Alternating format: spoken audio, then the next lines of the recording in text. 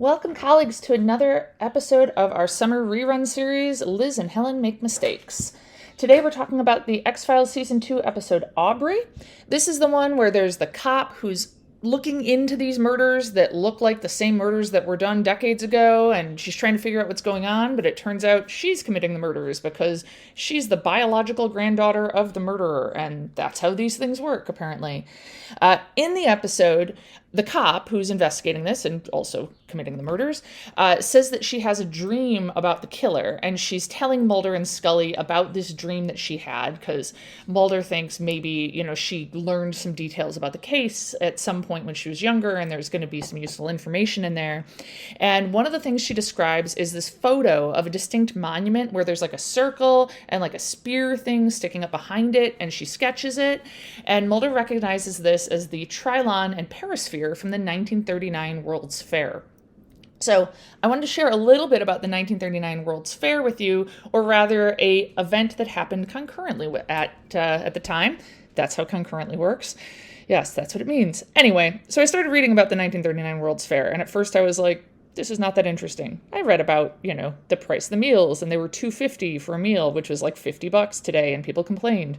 Anyway, that's not that interesting. But the theme of the World's Fair was called The World of Tomorrow, and running in conjunction with it was the very first World Science Fiction Convention.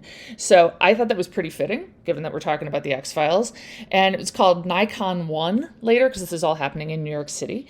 There were guests like Isaac Asimov and Ray Bradbury. There was a whole little scandal at the convention because some noted futurists were not invited, and the futurists were mad, and this was later called the Great Exclusion. And I don't know, I just love drama about things I knew nothing about. But what I wanted to share in particular is that there was a writer named Forrest Ackerman and a fanzine editor named Myrtle Douglas, and they came to the convention in what they called Futuri costumes, all one word. These were made by Douglas. They were shiny green outfits with shiny green capes, and apparently Ackerman later said they assumed everyone would be in costume, but it was just the two of them. But now those Futuri costumes are seen as the forerunners to modern cosplay, and given how much the X-Files has been a part of sci-fi conventions and cosplay, I thought you all should know about Ackerman and Douglas and their Futuri costumes. They're worth a look, although as far as I can tell, there are no color photos that exist. Still, picture them in shiny bright green and look at the photos, and I think you'll enjoy it. Anyway, enjoy the episode.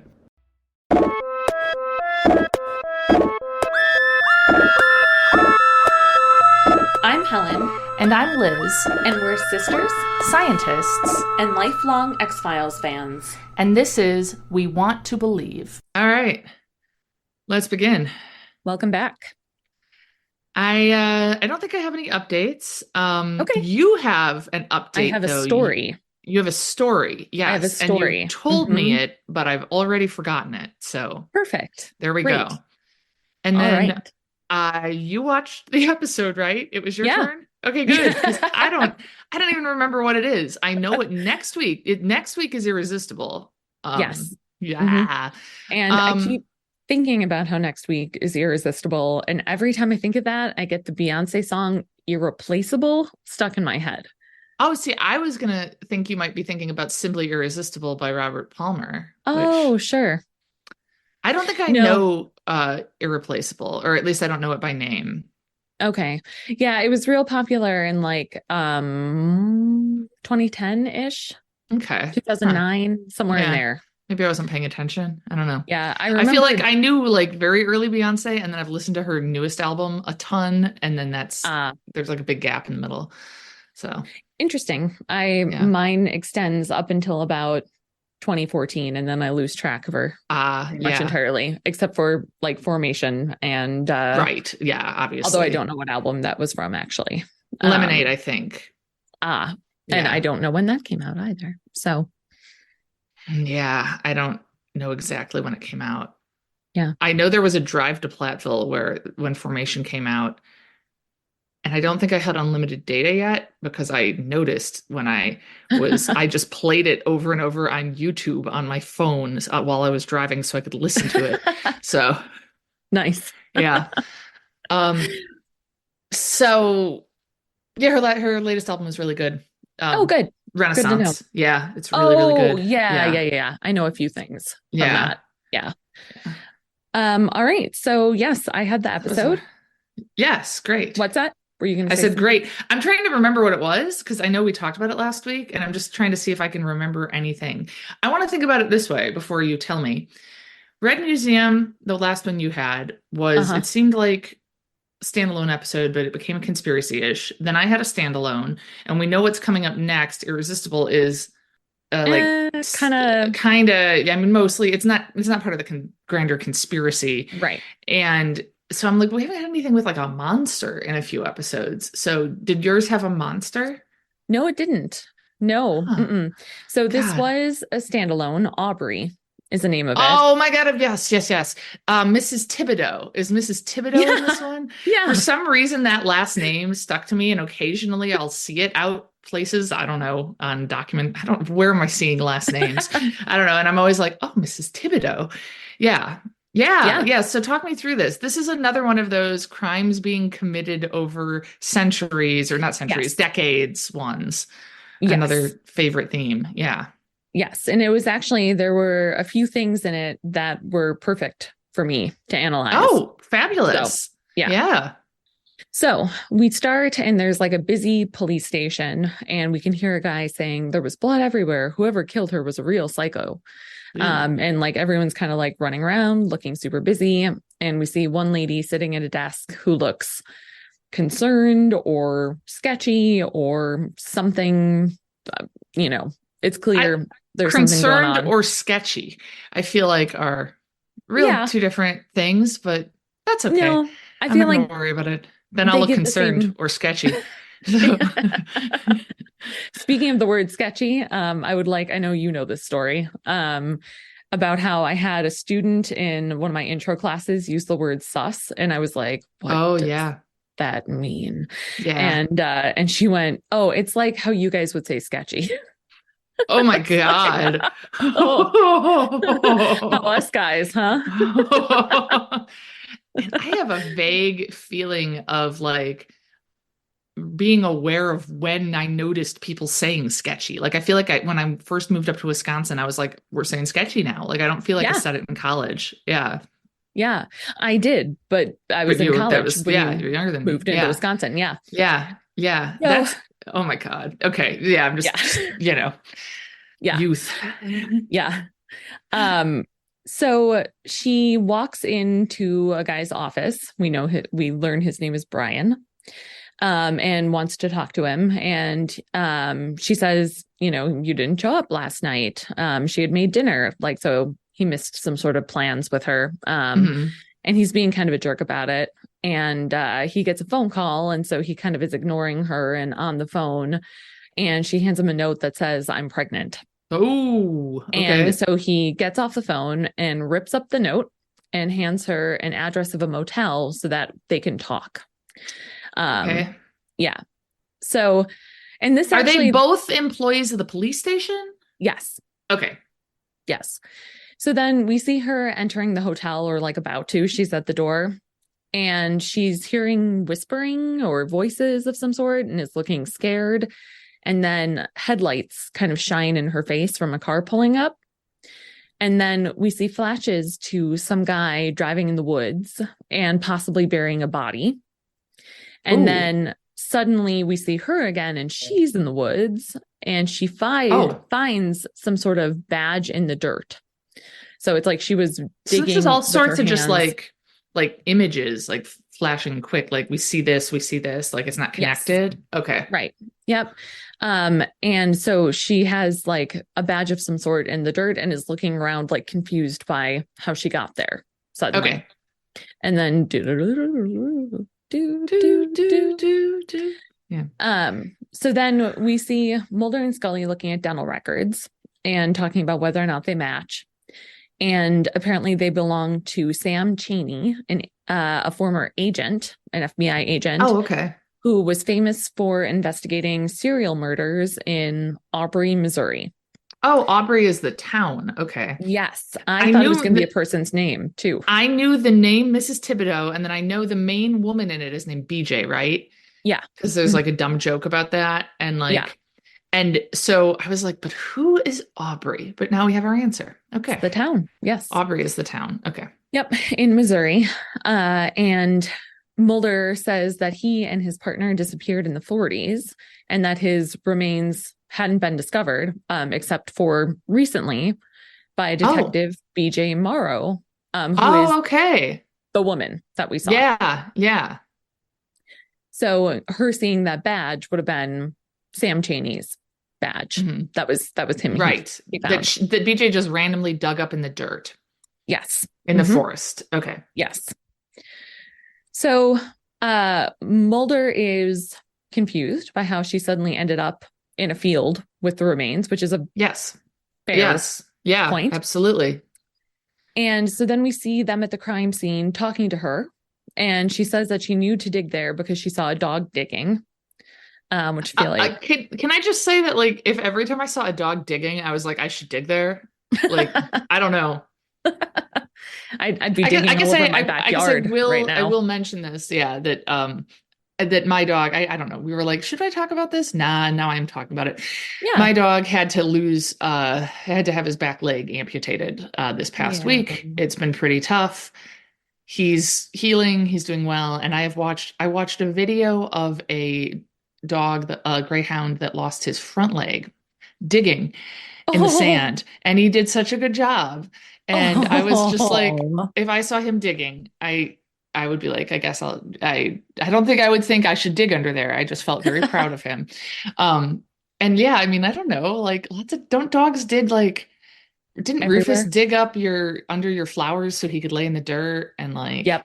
Yeah. My dogs are currently digging holes in my backyard just because bodies are under there and they're trying to show you, probably. Maybe. I mean, here's the thing. Have you dug under the holes? Maybe anytime a dog digs, there is a body underneath and we're just not aware of how many bodies there are. We just don't have the data to know that. Yeah, fair. Yeah. Fair. So Archer is he's not at a digging level yet, but I did see him do the thing yesterday. It was the saddest, cutest thing ever. And we had to like try not to laugh at him. We took him outside to go pee and he goes pee. And then he's one of those dogs, he likes to do the like kicking behind him thing after he pees. And he did it with his one leg and it was really bizarre, but it was like, he's like, I'm just doing my thing, and just kick back. And then he'd kind of move his other hip and like, yeah, buddy. Yeah. Oh, I'm so glad he's doing well. I mean, I know he still isn't, yeah, totally fine, but everything is going very much according to plan. He's eating, he's pooping, good. He's hopping around a little bit. He rolled on his back. He like roached. But he hasn't been doing that in a while, so it's quite encouraging. It's like, yeah, is he now freed up to? So I don't know. Well, I know that maybe it was our aunt who was saying this, that apparently, or maybe I don't know who said this, that I was talking to someone about Archer, about how this type of bone cancer that he had can be pretty painful, and so it's possible that like he'll have more energy and feel better now. That would make me so happy. Once he gets used to this. Right. I've been reading him The Woman in White by Wilkie Collins. I got to a part with an Italian greyhound in it, and I was like, oh, you're going to like this part. He seemed pretty indifferent, but it does seem to soothe him when I read to him. So I feel like I need to like take Gatsby over for a visit. Not really. That would be a bad idea. Yeah. But to be like, see, this is why dogs have surgeries. Like Archer had a surgery. This is why, for a good reason, not because you ate socks like a noodle. Yeah. Has he eaten anything stupid lately, or is he getting a little better? Oh yeah, yeah. I mean, nothing surgically stupid. I mean, nothing. Yeah. But constantly. So yeah, I just want to be like, you're just dumb. Just don't. Don't. Anyway. Yeah. Anyway, I'm glad Archer's doing well. He's not at a digging stage, but he is a kicking stage, and that's exciting. Oh, but his little kicking instinct took over. Yeah. Oh. Yeah. So she claims that she had stopped there, Because she BJ, saw a the dog detective. digging. Okay, yeah. Right. All right. Well, she I stopped mean, there because that's her engine was failing in her car, oh, she okay. says. So And then sorry, you go ahead. Yeah. yeah, and so she stopped and saw a dog digging and went to investigate. I Do mean, Mulder, I mean, we know not to believe her because we know that she doesn't know how she got there, right. right? But do Mulder and Scully believe her? No. Okay, good. Okay, No. good, good, good. Because that's it. That's just ridiculous. Yeah. Like, And so they're questioning her about it. mm, And Brian, the jerk detective guy, the mm-hmm. one she was going to meet, is kind of trying to defend her. He's at the scene too and is just kind of generally trying to stick up for her and be like, Mm-hmm. I don't know, I can't remember. She's in shock or something, like. Mm-hmm. And Mulder asks her if she's ever had any visions or precognitions or dreams. And they just all kind of look confused, and that's kind of it Yeah. for that scene. So then they are in the coroner's office looking at skeletal remains. Oh, hooray. Yeah. This is perfect for you. Yeah. Yes. And so first of all, there is like a full body skeleton in the lab, which I find really, again, weird. It's some sort of weird prop thing because it's like I have a high quality plastic skeleton in my Yes. teaching I lab. believe we've talked about skeleton before. Yeah, Yeah. skeleton. Yeah. And but like there would be no reason to have Right. They're them not in a teaching. lab. Right. Okay, I have a theory. I wonder if the writers or whoever, the prop people, imagine that what the people do is they find a bone and then they have to look and match it on the skeleton to figure out what bone it is. Yeah, I mean, I don't know. That would be a really terrible forensic anthropologist if they couldn't know from an entire bone. And I mean, went. like I'd like to think I wouldn't do that because I'm a scientist and I would know to, I don't know, ask if someone was like, you need to decorate this prop area. I'd be like, why don't I talk to an actual scientist and do it that way? But I still feel like it kind of blows my mind that you could just look at a bone and know what it is without context. I could do it with one bone, and Which that one? is the skull. Oh, I mean, actually, that's a bunch of different little bones. Well, then maybe mostly not. fused together. Okay. I do think I could maybe identify a femur, but that's because of the movie The Burbs. I bet you could. Yeah, Yeah, I bet you could. A femur is a identify human thigh bone, entire, Ray. Yeah. An entire one, presumably, you'd need. Oh, well, yeah. How would I know Oh. if it was just a piece of a femur? Could you I do. identify a really? Yeah. I mean, it depends on how big the piece. Sometimes I'm better or worse at it, but yeah, I mean, I've worked with cremated remains and had to, identify the tiny little pieces. What? Yeah. Isn't it weird how little we sometimes know about each other's jobs, or maybe just how little I know about yours? Whoa. Yeah. Yeah. I mean, so the cremated remains that I've worked with have been very, very, very old. And so it's not so they like didn't do as thorough a job. Yeah, Okay. exactly. Yeah. So it wouldn't be like, looking at them today, although I have looked at modern ones and can see little pieces of things. Okay. But so you looked at cremated remains and you were like identifying bones. Why? Because my thought is you knew a human went in. Presumably, were you just ensuring it was a human who was cremated and not a different animal? Why else would no? I know that's not right. No, wait, yes, it is. wait, really?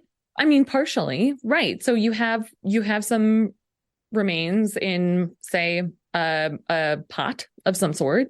Okay. And, it's possible that it's not human, that the bones, it could have been from cooking or from, any number of things. So yeah, you want to see if I mean, it's Evie human. and Teresa were cremated, so yeah. They're greyhounds, so yeah.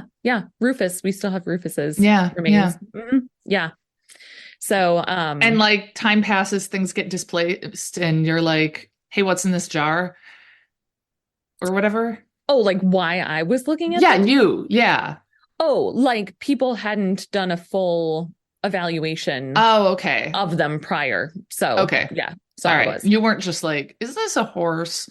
Or whatever. No. You were okay. All right. Because that's what I kind of was picturing there. All right. So anyway, I feel like it is super. I just imagine maybe it was just, oh, hey, grab that skeleton and put it in here. But Yeah. I could Yeah. really believe that they were like, oh, bone matching. That's probably how they do it. Like, Yeah. No, if I had a full bone, there would be absolutely no way that I could not know what it was and where it I would came like to from. invite our listeners to email us pictures of bones for you to identify. Now, keep in mind, though, That that you can't murder anyone and then blame it on us. That's what you were going to say, I assume? Yes, that's what I was Yeah. going to say. No, that I am not a zooarchaeologist, so Ah. I have a little bit of training Hmm. in it, but I'm a human osteologist, Okay. and bioarchaeologist, but I'm kind of bad with animal bones. I can give some general. I mean, I've got boxes of them in my office. I mean, I've got some general knowledge, but Yeah. not like I would with human. Okay. So All right. anyway, so Yes. my biggest question in this scene, as Scully is identifying the remain or looking at them, is why isn't a forensic anthropologist doing this? Oh, wait, it's Because just them? Yeah. yeah, Scully would have no training in this. I mean, like, yeah, she could probably be like, well, this looks like probably a complete skeleton. Okay. But like, But not I in have like right. actual. I Yeah. have a lot more training beyond that though. Yeah. So, Yeah. so she didn't know what she was talking about. And that became clear. Yeah. So she talks about how there's some postmortem damage on the ribs that she thinks maybe came from like a backhoe during excavation, I think she says, which like if the remains are that close to the surface, they wouldn't use a backhoe. Like if we know that there's a pretty big depth until you get to them, then sometimes they'll use like a backhoe to scoop out the top dirt, the topsoil. Oh, she thinks in the removal of the bones. Yeah, Right which then. happens, Okay. right? Because I mean, like trowel marks. I mean, you want to minimize that and not do that, but sometimes that happens, and you will get some trowel marks from the excavation. But if they were that close to the surface that BJ was able to dig them up using like her hands or a small shovel or something, then they would just be using trowels. There would not be a backhoe involved. So she's looking at the bones. Mulder's reading some of Cheney's old notes. So that is the guy whose skeleton was found, the one that BJ dug up, Yeah. right? The old agent. Yeah. And he'd been investigating the Slash murderer. It says that the victims were all killed by a blow to the head, and the word sister had been carved into their chest and then painted in blood on the wall. Ew. And at this time, it pans to see the skull of Cheney, of the remains Scully is working with. And he's got a clear blow to the head. Okay. But that is not a perimortem blow to the head. That is a post-mortem blow to the head, man. Oh. And so this is just me being You can nerd, tell if it was done during death or after death? Yep. Mm-hmm. I figured you could tell if it was done before death and then they healed, but that not. Too. Mm-hmm. Okay. Yeah. Yeah. Ante-peri or post-mortem. Got it. Mm-hmm. Yeah. And so, I mean, it's supposed to be like, oh, he was killed the same way, but it's clearly a post-mortem break and not one that happened during his time of death. Yeah. Okay. So that doesn't get brought into it. We're just supposed to assume that's how he died. I'm just it's just neat that you know it. Yeah. Yeah, exactly. So Scully says that some of the cuts on the ribs could have been made by a razor. Again, there is a difference between ante-peri and postmortem cutting. And so if the cuts on the ribs had been made during excavation versus during his death, a trained forensic anthropologist would be able to tell the difference in that. I see. Okay. Yeah. Then they go to a lab and they say they are doing some 3D scanning on the ribs, which, first of all, I didn't have a chance to look this up. I don't know if that technology was available in the 90s We're Huh. getting to some technology I know wasn't available because it's Oh, not okay. now. Oh, okay. So, um, so she's kind of working on this, and Mulder gets off the phone and notes and says that BJ's car had been in working order, that she apparently had recently gotten it checked over. Okay. And Scully makes a comment about how it's obvious that BJ and Tillman, Brian Tillman, the mean detective guy, kind of, Hmm. are having an affair. Yeah. And Mulder's kind of like, how would you know? And she was like, basically, she says this not like this, but she got a vibe, right? Okay. So then it shows a 3D scan of the rib cage put together appear on the computer. So like these were all I see what you mean. disarticulated remains. Okay. Yeah. And So it like puzzle pieced individual. them together. Yeah. Yes. And so there was this like rotating 3D model I think I of can the picture entire that. person's. Yeah. Yeah. And so they're comparing that to one that had been extrapolated from the slasher's last victim. Okay. So, and they were like comparing the marks on the ribs to Okay. the slasher's last victim to Cheney. Yeah. Okay. The remains. Mm-hmm. By like having these 3D models that they could like do analysis on. Again, this is not currently a thing. This is not, Yeah. I mean, like we could get 3D scans and analyze bones, but you can't like puzzle piece them together in a lab like that digitally. And then I don't know. It's just It'd not be cool, but yeah. It would be cool. Yeah. Yeah. So BJ shows up. And when she looks at the skull, she gets a flash to someone being attacked. Okay. And so she looks kind of like sick to her stomach and goes to the bathroom. And Scully walks in and she's kind of like splashing her face in the sink. Mm-hmm. And so Scully goes in there to check on her and says that Scully talking about herself, that she's had feelings for people she's worked with and interoffice relationships can be complicated. And then says, "You're pregnant, aren't you?" How does Scully know that? Yeah, I don't know. Can you imagine if you like met a woman Oh my God. and then like she just splashed her face with water and looked kind of sick and like, I don't know, had a vibe with her coworker you also just met and you were like, okay, so we all know you're sleeping with him and you're pregnant. Like that's ridiculous. Yeah. It's like, do they think it's some sort of like women's intuition garbage or Scully's a doctor and she knows a certain look of with splashy water on the face? Yeah, maybe. Oh my God. Yeah, I know. Yeah. I would be so annoyed. Yeah, I know. Okay. Yeah. And so BJ says, you know, she knew about the nausea, like knew to expect that, but not about the nightmares. And Scully's I don't think kind that's of like, a thing. Yeah, exactly. Yeah. And that's what Scully says. Yeah. And BJ says that the dream is always the same, that she dreams a woman has been hurt and there's a mirror and she can see a man's reflection in the mirror kind of behind the woman. Mm-hmm. And so they go back into the lab then, and Mulder says that he has matched up the cuts on the ribs and it looks like it spells the word brother. Okay. So again, so it was that same serial killer. Yeah. Right. Yeah. It's kind of Mulder / BJ that figures this out. Okay. So then Brian shows up. Brian Tillman. I sometimes call him Brian in my notes, sometimes call him Tillman, the detective guy. Yeah. He shows up and he seems pissed off that she has some crime scene photos. So like they had sitting on the table some sealed crime scene photos. And Mulder says, well, no, those are the ones from 1942. And Tillman says, no, they're from a crime committed just a few days ago. Wait, and says what? And says that three days ago, a woman was murdered and the word sister was carved into her chest and painted on the wall. And a guy comes in and says, there's been another one. So this is the first crime we heard about at the beginning with there's all that blood? Yes, exactly. Yep. Okay. Mm-hmm. So they all go to an empty pool, which has no further explanation for why someone's been killed there, but sure is creepy. Yeah.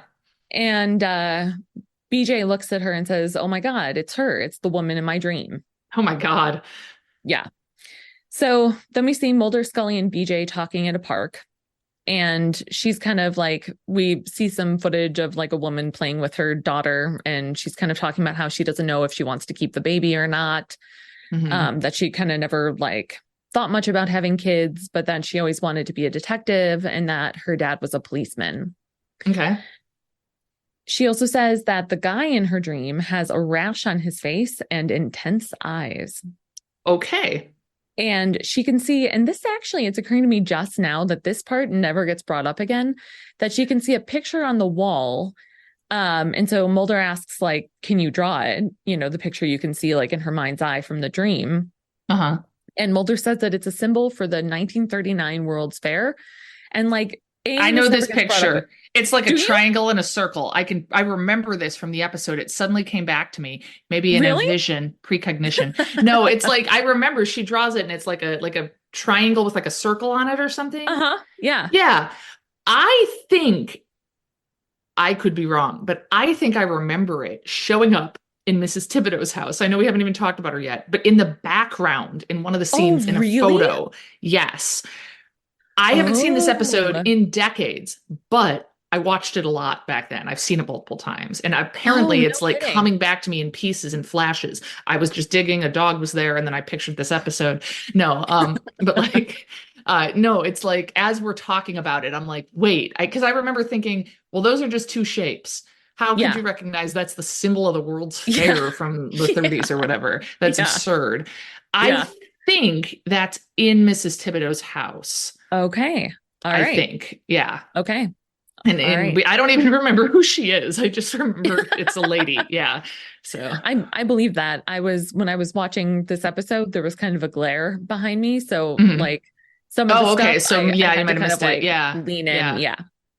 So then we see BJ sitting at the station again, and she's looking through old pictures of criminals, like mugshots.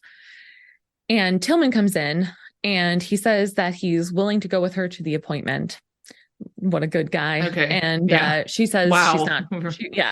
And she says she's not sure if that's what she wants to do. So, referencing abortion. Yeah. And she's kind of flipping through the pictures as they're talking, and she sees a picture and says, it's him. And she tells him she has to go. So she recognized the face as the guy from her dream. Right. With the rash and the intense eyes. Yes. And so she tells Mulder and Scully, and they find out that his name is Harry Coakley, and he was just released from prison in Nebraska. Apparently, maybe I shouldn't even be admitting this, there is a Missouri-Nebraska border that I wasn't aware of. There is? Are you sure? I am. Yeah. No kidding. Yeah. Can I look at a US map real quick? Not that I don't believe you. I just need to see this with my own eyes. Don't you feel like Missouri should be way too low? Yeah. All right. So I'm guessing it's a north-south border? I think so. No, it's not. No? It's east-west. It's the upper left corner of Missouri. It's kind of like Nebraska is, the creation of Adam? That painting. It's like Nebraska is God and Missouri is Adam, like reaching. So it's like it's like the corner, the upper right or upper left corner of Missouri, reaching out and touching the bottom right corner of Nebraska. Jesus Christ! I hope Missouri isn't actually God. No. Nebraska would be God. Don't worry.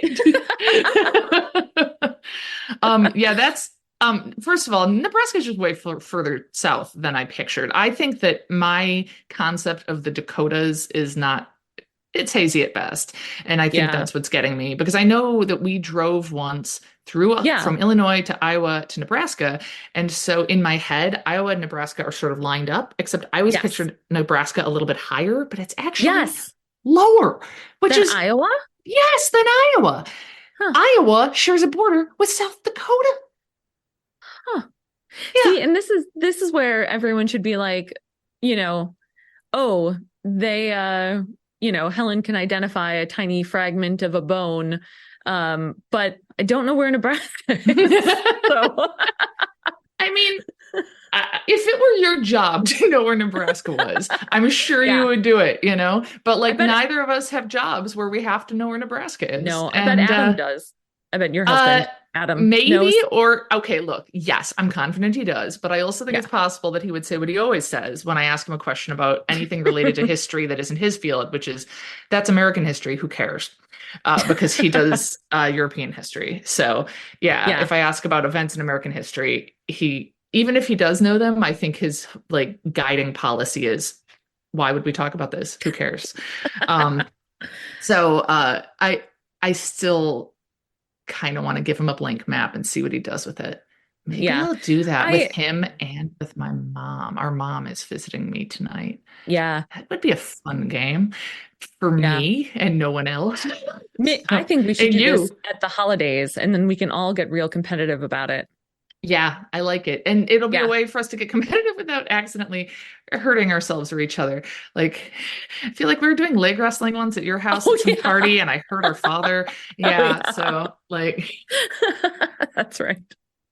Okay. So it's, anyway, feats of strength and whatnot. yeah. So, So there's driving up to okay. Nebraska So from they just Missouri. drive there from Missouri. Hmm. Fair Hmm. enough. Okay. Yep. Unprepared for And that. Harry Coakley, just released from prison, had been arrested in 1945 for rape and attempted murder. Okay. Oh, so He he's had, very old then. yes, he had carved sister onto the chest of Linda Thibodeau Mrs. before she, Thibodeau. before she was able to escape and get help from a neighbor. Nice. So they pull up to this super creepy old Victorian house, and that's where Harry Coakley lives. And they're kind of asking him about things. And he says, oh, he doesn't remember much about that, about the arrest, about the attack. And Scully says that she's sure Mrs. Thibodeau will never forget it. And kind of, Yeah. Yeah. So he's like, good. oh, all those women that I carved up and murdered, it's kind of a blur. It was a long time ago. Is that what Yeah, he's saying? Okay. essentially, yeah. Okay. And he says that the doctor said he was sick back then, and the doctors gave him some pills, Oh, and now he's yeah. better. Okay. And Scully says, what kind of pills? And he says, red and white ones, little sister, Ooh. which is Ugh. so creepy. Yeah. And I I feel don't like want anyone calling me little sister, even though I am your little sister. including me. Yeah. There's like jokes amongst writers of like you can tell when like a bad writer is an only child when all their dialogue between brothers and sisters has them being like, "Hey sis," or like they refer to each other as like, "What's up, brother?" And like call her, "Hey big brother," "Hey little sister," like that sort of dialogue that like actual siblings would never in a million years say to each other. And so yeah, I feel like previously I would have just thought if I called you little sister, I would just be being like a cliched, terrible writer. But now I'd be Hmm. more like a serial killer. So Yeah, maybe that's, yeah, okay. Little from column A, little from column B. I won't call exactly. you that. I might Yeah, refer to you great. as my little Deal. sister, but I'll just use your Yeah. name. Yeah, The or one only of your nicknames. the only time that is acceptable, in my Hmm. opinion, is in Robin Hood, where the mouse who is the Yes. two mice Oh, and refers to yes. the little girl mouse as little sister, and that's Yeah. acceptable. And I think that mouse is actually a sister. I think she's a nun. Right. Yeah. Yeah, Yep. and so that's why it's Yeah. okay. And he's a Yes. priest and they're mice and she's a little Yeah. sister in a lot of senses. She's little Yes. because she's a mouse and she's a sister. Yeah. Yeah. Yep. Yeah. So that's the only acceptable way to use that. I Anyway. think you're absolutely right, and I'm glad you remembered that. Yeah. Yeah. Now we don't have And to so receive, hundreds of angry letters bringing that up. So he says that he can't have left. They're questioning him about like the recent Mhm. crimes because he has an oxygen tank and it's like I couldn't go anywhere without Yeah. this. And Yeah. so Yeah, he's not in um killing form anymore. right. So then we see BJ asleep and she's dreaming of an old-fashioned car pulling up with its lights on, pulling up to a Okay. house. And she kind of wakes up startled and she's covered in blood. Oh my God. And she's in And her bed? and she Okay. runs to the bathroom to look in the mirror, and sister is carved in her chest. And What? Yeah. And so she runs into the bedroom and kind of looks in the mirror again, and she sees that guy, a young Harry Very, Coakley, uh-huh. behind her in the mirror. Yeah. But then she turns around and no one's there. And then it flashes to like a kind of memory-ish thing, like how it did in the Mhm. intro of someone moving a body and then like prying up some floorboards to bury it. Okay. And then we suddenly see her, BJ, prying up some floorboards and I have a story for you. We'll save it for the end of the episode. I've ooh, just remembered. okay. Say floorboards. I'm so Ooh, excited. Okay. okay.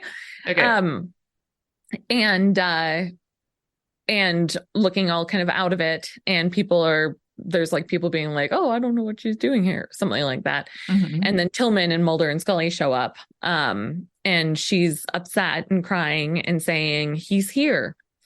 And so Tillman kind of takes her to the hospital, Hmm. and Mulder looks in the floor where she'd been digging and pulling up stuff and pulls out a skeleton wrapped in Oh my burlap. God. Okay.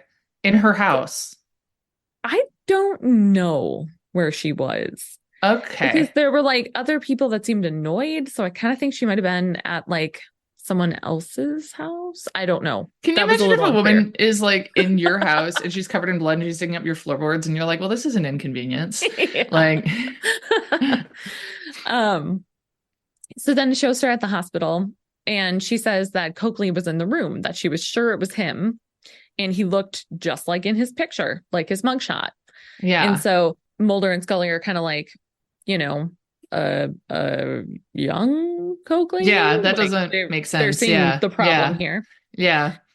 And but she ID'd him, and so they tell the police to pick up Coakley. And so we see them kind of questioning him. Hmm. And then it shows Mulder and Scully. He like couldn't give them much, essentially. Okay. And so it shows Mulder and Scully then talking in their hotel room, or a hotel room, presumably Hmm. not together. And Scully says that the blood type that was under BJ's fingernails, like strongly suggests that it could be Coakley's. Hmm. And I wrote, how quaint that they can't know for sure. Because this I was was gonna say like, that seems like something we would just know. Like, yeah, that's funny no, that like they have this like 3D skeleton rotating yeah, technology that isn't yeah, real, but then they like don't, foresee the blood type stuff. right, yeah, yeah. Yeah. So, she says like, oh, it's this positive, this negative, it has this subtype, blah, blah, blah. All the things that like they could tell, they could exclude people essentially based on blood type, but they couldn't definitively say it was Okay. someone because they couldn't easily extract DNA Wow. and analyze it. God, that's neat that we can do that now. Yeah, Yay. super cool. Yeah. So Mulder and Scully decide to go talk to Mrs. Thibodeau. Yes. And she is an older lady now. Hmm. And she shows them a formal picture from before the attack happened and says that she hasn't had a picture taken since. And I just Oh, feel like this poor lady being dragged into all this. yeah. And she says that it happened on her stair landing, and like points like the house she's still living in, that stair landing. Why would you still live Um, there? Oh my God. yeah, for real. Move into a shitty apartment. Like, Yeah, yeah. whatever. Yeah. And she remembers Coakley saying, someone's got to take the blame, little sister, and it isn't going to be me. Good Um, Lord. yeah. And so then Mulder apparently had noticed from her case file that she had checked back into the hospital 9 months after the attack. Okay. And so she says that her husband, so she was pregnant, Yeah. and says that her husband said like they could keep it. It's not the baby's fault, Oh, yeah. but she says that she felt like it was the spawn of evil and she couldn't keep it. Mm. Um, and I would just like to say that abortion is medical care. And leave it at that. Um, and she ended up giving the baby to an adoption agency, and that the Yeah. baby would be Yeah.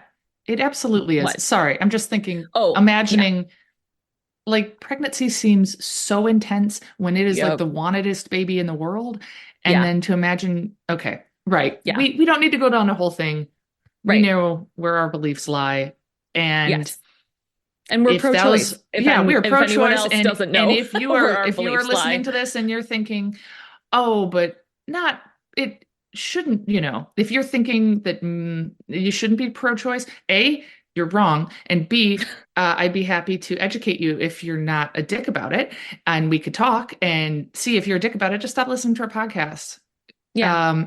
Yeah, you don't get to hear what happens in the episode either. So, No. yeah. And like a sub one or Yes. something in there. Yeah. Go Google Helen Werner HuffPost. And Yes, you can Helen Warner HuffPost, and then come yes. back and say that abortion should be illegal, and try to ever, sleep at night. So yeah. So I'll defend you, little sister. No,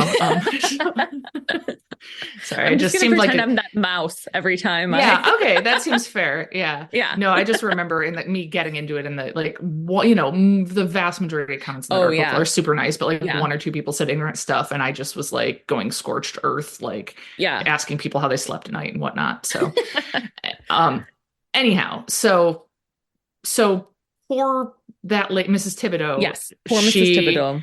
Thibodeau gives birth to her attacker's baby. Yep. And gives it up for adoption. Yep. And so she like reaches into a secret place in her wall and pulls out a scrap of paper and tells Mulder and Scully that it's the address of the adoption agency that she went with. Whoa. So then Mulder and Scully are back talking in a hotel room, and they find out that the bones that BJ found under the house, under the floorboards, belong to Cheney's former partner, Ledbetter, I think his name was. Oh, He okay. doesn't brought up much. Because him and his partner had both disappeared, if you recall. And right. Yeah, and that apparently Coakley had rented that house in 1942. Okay. The house that BJ was in when all this happened. Okay. Yes. And so Mulder says he's still confused by the fact that BJ saw a young man, which is fair. Yeah. Same. And he thinks that it could be Coakley's grandson because genetic traits often skip a generation. Is that true? Often, no. Sometimes, sure. Yeah. Okay. So, I mean, like, if we have like some heterozygous alleles going on, so like we have some dominant traits, some recessive, it's possible that you would see a recessive. So, like, for instance, I don't want to say hoped because it's not like I'm disappointed. There was a possibility that I could have blue or green-eyed children. Oh, that would have been so weird. I know, it would have been so cool. Yeah, it would have been really neat. Yeah. But me and you could not have possibly been blue or green-eyed. Right. That makes sense. Yeah. Okay. So, and just for everyone who doesn't know our parents' eye colors. And if you don't know us in real life and yet you know our parents' eye colors, we have some questions. Yeah. Our dad has brown eyes, our mom has green eyes. Anyway. So like, yeah, but not like, it's not like it's well known that people look more like their grandparents than their parents. Right. That's not a thing. Yeah. Right. And he says like, some, PGM subtypes talking about the blood are similar amongst relatives. And again, it's like, sure, but that's a stretch. And he says, what if more than physical traits are passed down? And evil. What if evil is passed down? But it skips a generation? Yes. Yeah, essentially. Fantastic. Okay. All right.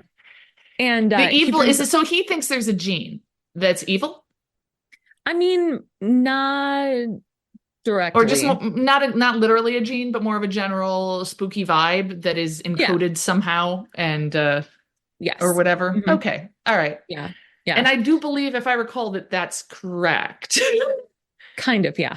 Yeah. Okay. So he tells a story about like him and his dad essentially both liking to chew sunflower seeds, which like the sunflower seeds in Mulder. Yeah.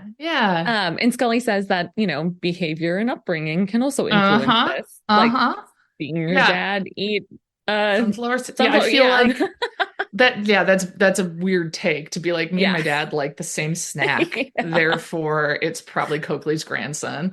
Right. Anyway, I mean, I know it's not quite that simplified. I Yeah. love this show, and then I find myself wanting to like pick it apart and be like, this is so stupid about this. And it sounds so mean, but I'm like, I love this show. I Yeah, no, don't, and this was a great episode. This was really good, I Of thought. course it was. It's one you're watching. Yeah, I know, I'm sorry. So then Scully calls Danny. Danny, Mulder's friend Yeah, Danny. Yeah. yeah, we hear he comes up a lot. Nice. So a mention of him. And she says that Danny tracked down Thibodeau's son. Okay. And he is the son from what's his name? That with Miss Coakley. Yeah, yeah. Yeah. And it's a policeman named Raymond Morrow, who is BJ's father. Yes. So yes, of course. Yes. BJ is Coakley's granddaughter. Yes. And so Mulder says she's must be responsible for the murders. Oh, And God. that Now I believe he's right, but can you imagine in real life how crummy that would be to be like, okay, yeah. all right. And that Coakley's memories and compulsions have been passed down to her. And so he says, like, we need to warn Mrs. Thibodeau. So then we see Mrs. Thibodeau doing laundry and someone tries to attack her. Mm-hmm. And it's BJ. And she's attacking really like slowly and ineffectively for someone who's a police officer. Like, yeah. Really like, I don't know, slow motion, kind of Frankenstein's monster-esque. So she's there and Mrs. Thibodeau sees her and throws bleach in her eyes. She's got like some bleach by her from doing the laundry. Yeah. And so then she runs and she grabs a gun that she had hidden somewhere and pulls it on BJ. Nice job, Mrs. Thibodeau. Well prepared. Yeah. And BJ has a razor and is saying someone has to pay the price and it's not going to be me. And Mrs. Thibodeau is kind of backing up the stairs. So it's like essentially the same as her first attempt. And I'm pretty sure that it's on the stairs that there's a picture of the World's Fair, if I recall. I see. Okay. Now that's interesting because I did note here, I must just not have caught that she sees a picture on the wall, like BJ does, as she's walking up. She like notices a picture on the wall and says, no, and is like seeming confused. And Mrs. Thibodeau says, you're my grandchild. Whoa. Somehow I forgot it was her granddaughter too, of course. Yeah. Oof. Yeah. And so BJ rips open Mrs. Thibodeau's shirt to see like her scarring from the attack, and then rips open her own where, you know, she's all bandaged. Yeah. Also, right. Yeah. And Mrs. Thibodeau says, he's done this to both of us. He's the one to blame. So then we see Mulder and Scully pull up and they run inside and they find Mrs. Thibodeau slumped over on the stairs, but okay. Ooh. Yeah, okay. And she tells them what happened and say that something somehow stopped her, that like she, she hadn't been attacked. So Scully thinks she's going after Tillman and Mulder thinks she's going after Coakley. And so we see Tillman and Scully. And I won't be especially disappointed either way. So yeah, same. Yeah. And Tillman's like all angry that they've accused BJ of murder. But like, you know, she just tried to murder Mrs. Thibodeau's there and is like, well, she just attacked me. Yeah. Yeah. Okay. So then we see Coakley and he's watching TV and he like pulls to grab his oxygen mask to put it back on and it's been cut. So like the nasal cannula part has just been like chopped off. And so then it's like a thing where like we see Mulder pull up, but then we see BJ's there with a razor and she's attacking and then Mulder's going in. Like it's kind of like a back and forth. And so Mulder has his gun drawn and is walking around and sees Coakley severely injured. And then BJ runs out from behind Mulder and attacks him. And she keeps like flashing as she's looking at him. She's flashing between Mulder and one of the FBI agents that she killed before, probably the first guy. I want to say Cheney. Yeah, Cheney. There we go. Okay. And she's got the razor like to Mulder's throat and him on the ground. Yeah. But then Scully and Tillman show up and pull their guns on her. And as they're kind of like standing off a little bit, Coakley dies. Oh, okay. And which, like, yeah, again, no great Yeah. loss. Not going to lose any And sleep over fictional bad guys dying, as we've said nope. before. Yeah. Yeah. And when he dies, then she kind of comes to and realizes where she is Oh, and like kind of takes the razor off of Mulder's neck. as if him dying somehow pulled the evil spirit out of her? Or no? Yeah. Yeah. Okay. Okay. Yeah. Okay. Mhm. Huh. So All then we right. see Scully dictating case notes and says that the tests are still pending on Detective Morrow, BJ, Mhm. and they suspect a mutator gene that has activated previously inactive genes, which I didn't even decide to touch. I just Fair. Yeah. Yeah. and then we see BJ in prison, Okay. and Scully says that like basically she's normal now, like there Hmm. haven't been any things. Hmm. And that an amnio shows that the baby is also normal, that like essentially Wait, hold on. An amnio shows the baby is not evil? yeah. Is that something that amnios typically test for? I mean, I'm not a biologist, so I wouldn't know, No, but I mean, I've had amnios, right. and I wasn't told, so there's no Okay. way to know. Yeah. I don't know. Man. um, yeah, I don't know. Yeah. Uh, Yeah. Hmm. and she's like in protective custody because apparently she kept trying to harm the baby. Oh Even God. though apparently Tillman wants to adopt the child. And Oh, that the case, that adoption file will be soon presented to the court. And that's the episode. okay. Wow. Yeah. Yeah. Man. I So want to just talk generally about the X-Files for a sec here. sure. I think that in popular culture, when people talk about it, there's the conspiracy episodes and then there's the monster episodes. And I think the Hmm. fact that there's really quite a few episodes, a lot of episodes that are not uh supernatural monster at all. Hmm. Like, I mean, for every Fluke Man episode, there's at least one like this or more, Yeah. Right. well, like Excelsis, whatever the last one was that I just watched, also not monster. Like I Yeah. think people picture, it's Bigfoot, it's, Right.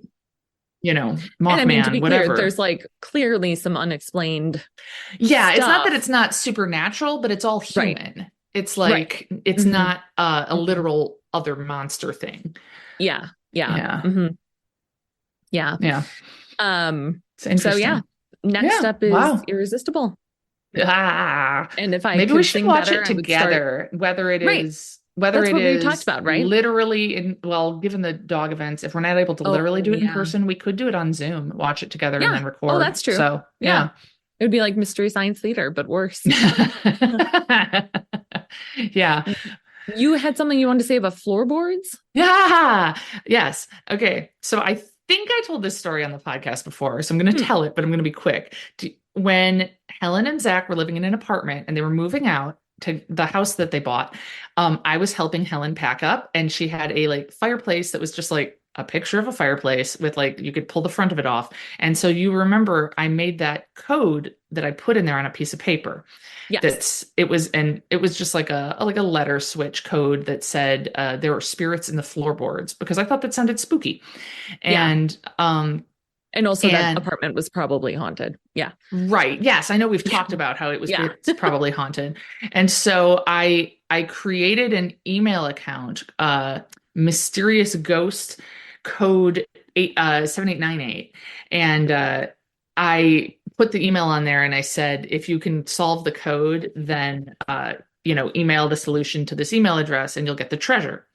Hmm. And about 3 months after you moved out, I got an email from someone that said, message, there are spirits in the floorboards. Does this mean someone put booze in our apartment's floorboards? I forgot about that part.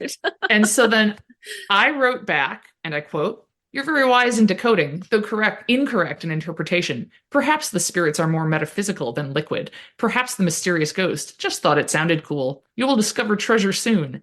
MG.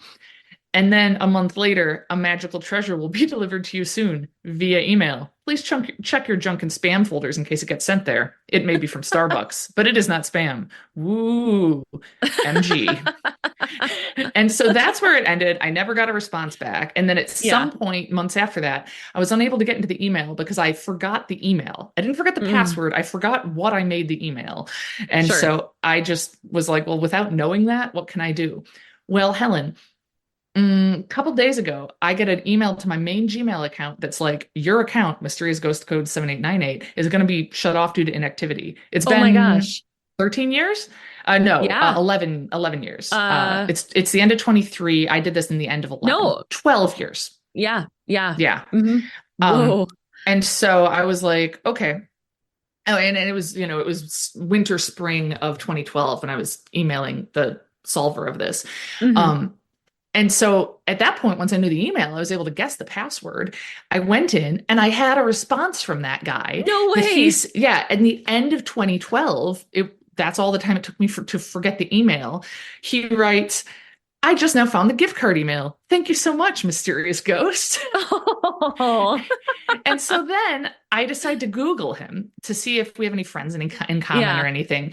And so I look up his name and I'm pretty sure it's him. I find him on Facebook. It turns out he's a philosopher, and I can tell it's him Huh. because there's a picture of him at that corner market that was like right on your Oh block or yeah. across from your Yeah. block. And I'm like, well, Uh-huh. that's got to be him. And it's like the right time frame. And then Yeah. in Googling, I found out that Lex, who plays Derby, I don't know if you know Yeah. Lex. Yeah. Oh yeah. Yeah. I found in Googling, I found an old post of hers. She took a philosophy class with him at MATC the same semester in which he got the Starbucks card from me. Oh my gosh. So, yeah, just Did like you tell wild. her? Did you tell Lex? Yeah, I Oh, did. I also, and we'll see, I'll keep everyone updated. I emailed him back and said, a very belated and mysterious, you're welcome to you. Woo, MG. So we'll see what happens. So I was so excited. that's awesome. The mysterious Oh my ghost still gosh. lives.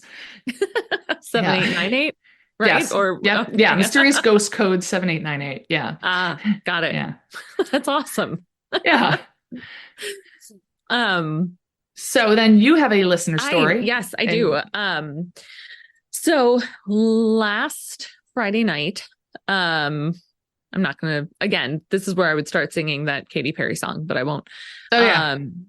Uh, I was driving I did in not. the dark and I saw a spooky thing. I don't know. Yeah. I'm tempted to ask Zach to cut that, but I won't. No, please don't. Yeah. So it was like 6:30 at night, and I was driving. One of my colleagues was having like a get together at his house, and I was driving there. I don't drive in my city much at night just because I don't go places at night. Really. Yeah. Yeah. But I was driving on a road that I am super familiar with. So it's like the big thoroughfare that my house is off of. So very familiar. Have gone on it at night. And so I'm driving and I see a vertical dashed line of lights, for lack of a better way to describe it. So it was like perfectly still. So it wasn't flashing. And it was perfectly vertical. And it was dashed. So like there would be like, light space. And at first I thought maybe it was like some Christmas lights or something like wrapped on a pole, but it went way high into the sky. So like if there had been a cell phone tower right there off the road, then like it could have been as tall as that. Yeah. Right. For, when the city wraps the cell phone towers and Christmas lights for the season.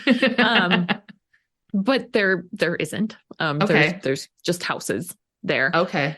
And it was just, and I like thought I was losing it a little bit. I was like, is that? And I'm like ducking and I'm like, what? And it slowly starts to disappear from the bottom. So like the dashes start disappearing until nothing's there. And so I have no idea what that was. That's pretty weird. Have you driven on that road since then in the daylight? Oh yeah, plenty. And you haven't seen anything? Nope.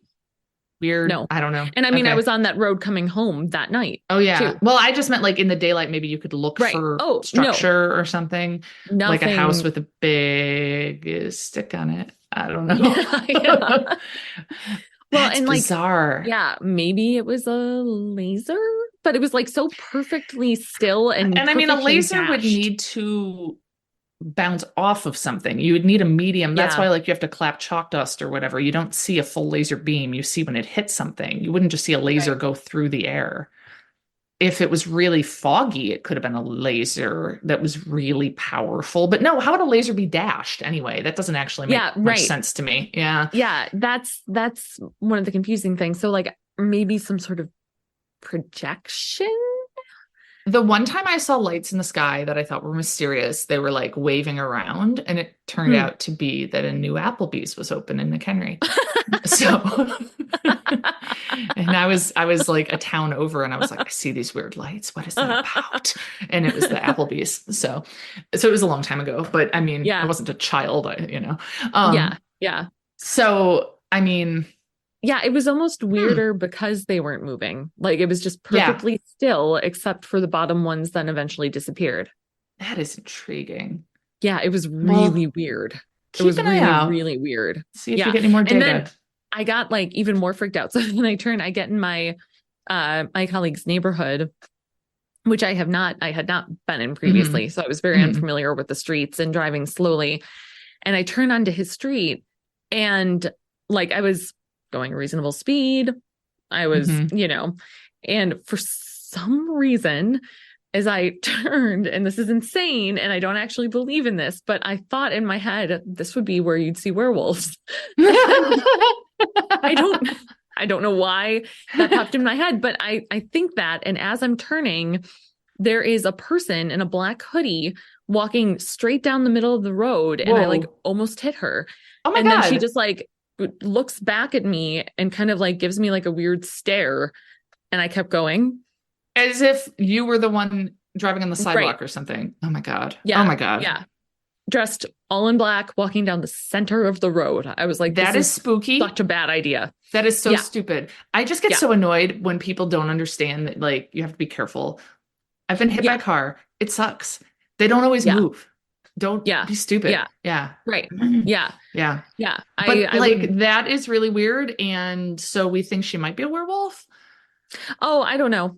It was just like, and Probably then I got not. to my that's just weird. Yeah. Yeah. Then I got to his house and was like, oh, okay. And everything was fine and normal. Yeah. But it was that is strange weird though. Drive. Yeah. Oh boy. Mm-hmm. So that's my story. I don't know.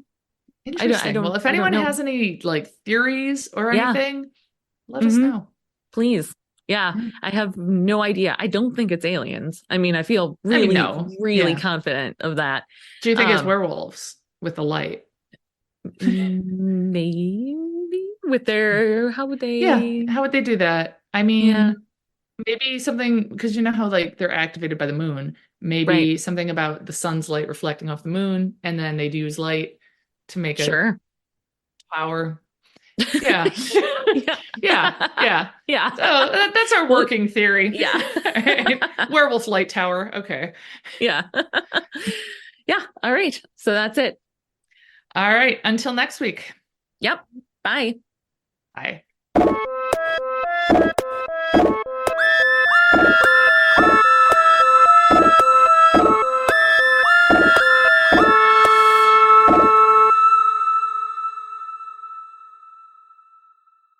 You know what? It sucks to be bored. But when I get on my phone and play real casino games on SpinQuest.com, the time flies by. That 2-hour wait at the DMV seems like 10 minutes.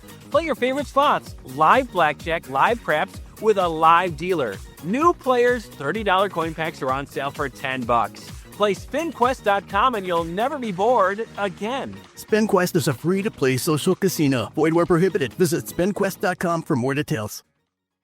What if your basement becomes your favorite room in the house? With Actuate Improvement, the unused space transforms into something incredible. A cozy family room, a home office, even a guest suite designed just for you. From moisture control to smart lighting and custom layouts, Actuate Improvement handles every detail, so your basement is comfortable, functional, and built to last. More space, more value, built beautiful with care. Visit ActuateLLC.com. Design, create, actuate.